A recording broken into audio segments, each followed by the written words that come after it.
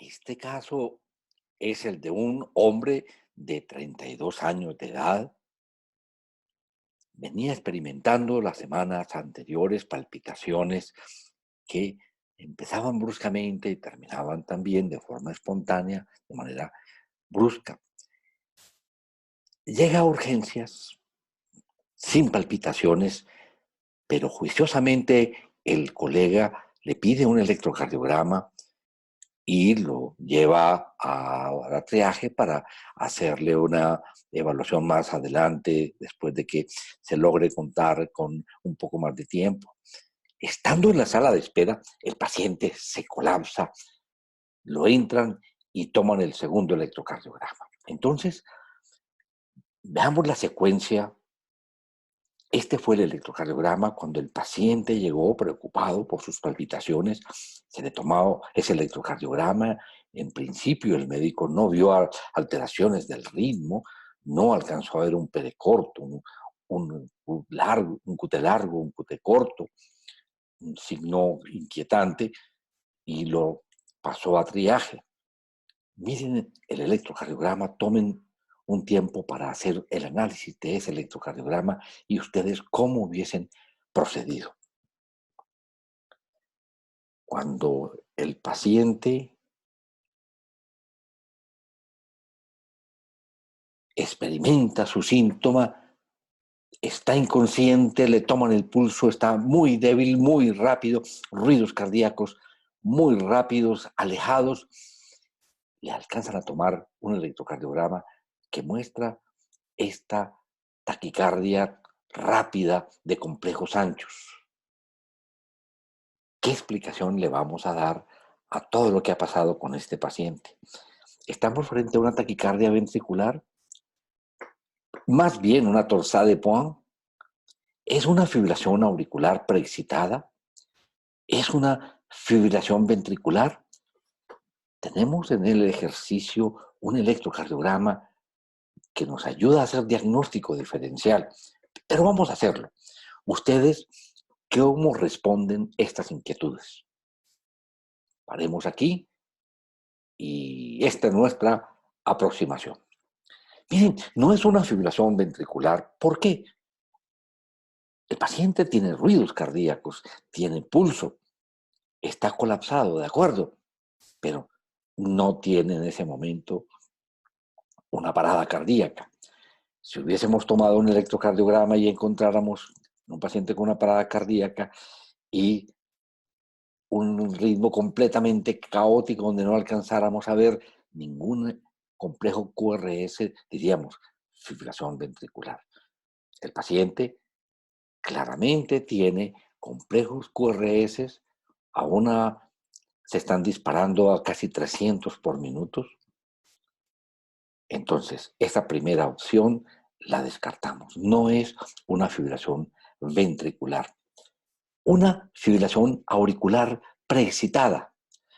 Para decir una fibrilación auricular preexcitada, tendríamos que tener la presencia de QRS anchos, como lo vemos en este paciente, pero con un RR que es variable y con momentos de frecuencias cardíacas muy altas, cercanos a los 300, 350, ¿sí? Y algunas veces, en alguna derivación, nos da la sensación de que hubiese la presencia de ondas deltas, sobre todo en las derivaciones precordiales, donde esto es muy característico. En nuestro caso, tenemos una taquicardia rítmica, monomórfica completamente, de manera que descartamos también la posibilidad diagnóstica de una fibrilación auricular preexcitada. Una torsade de Points, recuerden que la torsade de Points, de acuerdo, es una taquicardia polimórfica donde el RR es variable y la característica es que gira el eje de la taquicardia y usualmente se genera en un paciente con un QT largo definitivamente. Nuestro electrocardiograma es el de una taquicardia rítmica con la misma morfología, el mismo eje. Entonces, podemos decir que hemos eliminado de estas opciones la fibrilación ventricular, la fibrilación auricular preexcitada y la torsade de Poix. Definitivamente nos quedamos con una taquicardia ventricular. Y miremos las características. Cuando vemos esta taquicardia, nos encontramos que es completamente rítmica, con una frecuencia que es cercana a los 300, de manera que estamos frente a un flutter ventricular, muy probablemente. Cuando encontramos una taquicardia rítmica de complejos anchos sin onda P, nos encontramos ante la posibilidad de que sea una taquicardia ventricular en un 95% de posibilidades, o una taquicardia supraventricular con aberrancias, bien sea porque tiene un bloqueo de rama establecido, orgánico o funcional, o porque el paciente tiene una taquicardia atrioventricular con movimiento antidrómico, un paciente con un AS anómalo, ¿ok? Entonces, aquí tenemos un paciente que tiene un eje del QRS desviado a la izquierda, mejor dicho, estamos, fíjense que es positivo de 1 y ABF es negativo, de manera que está en los cuadrantes superiores izquierdos en menos 45 grados. Tenemos que ABR es todo positivo, lo que nos indicaría que un BDK positivo, indicador de taquicardia ventricular. Cuando vemos las características de la morfología de los complejos, predomina en V1 lo negativo, lo que quiere decir que tiene morfología de bloqueo de rama izquierdo.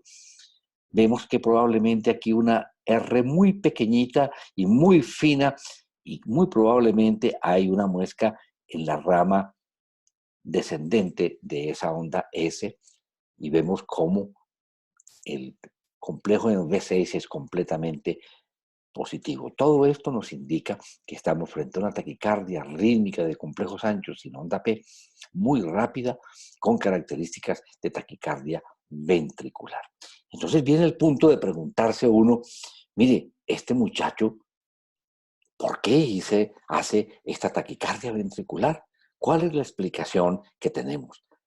Miramos juiciosamente el electrocardiograma que se tomó cuando el paciente llegó. Miremoslo juiciosamente.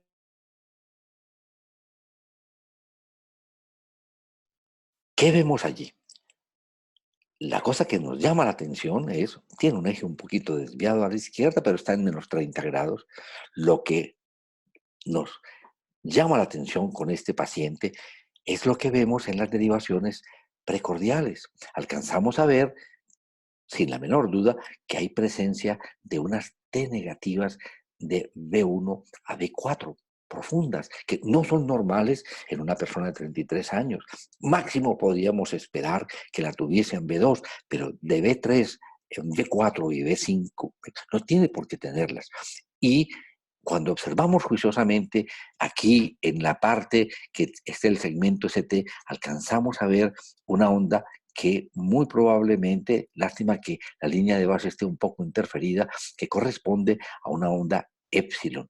Esas T negativas de B1 a B4 y esa onda épsilon nos hacen sospechar la presencia de una taquicardia ventricular originada en una displasia ritmogénica del ventrículo derecho.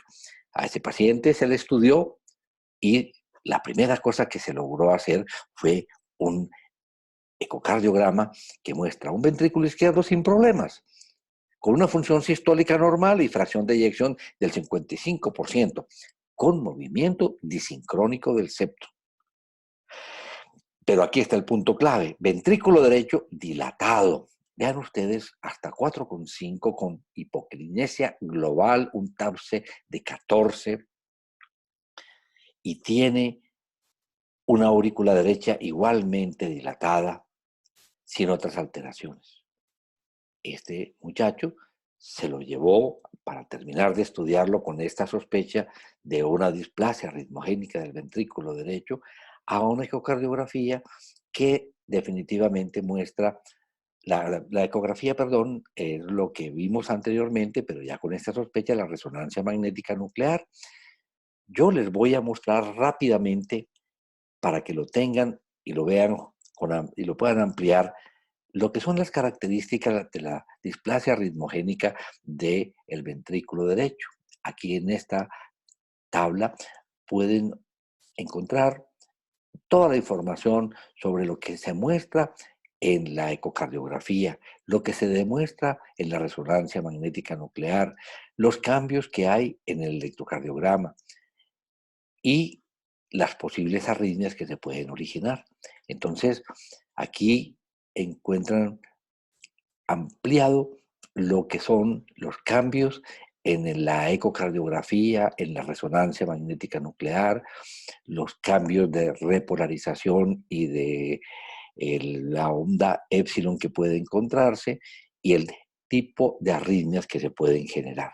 Aquí tenemos un ejemplo que es muy ilustrativo para que refuercen todos los detalles que uno puede encontrar en una displasia ritmogénica del ventrículo derecho. En este caso, hay una S mayor que R en D1, una R mayor que S en V1.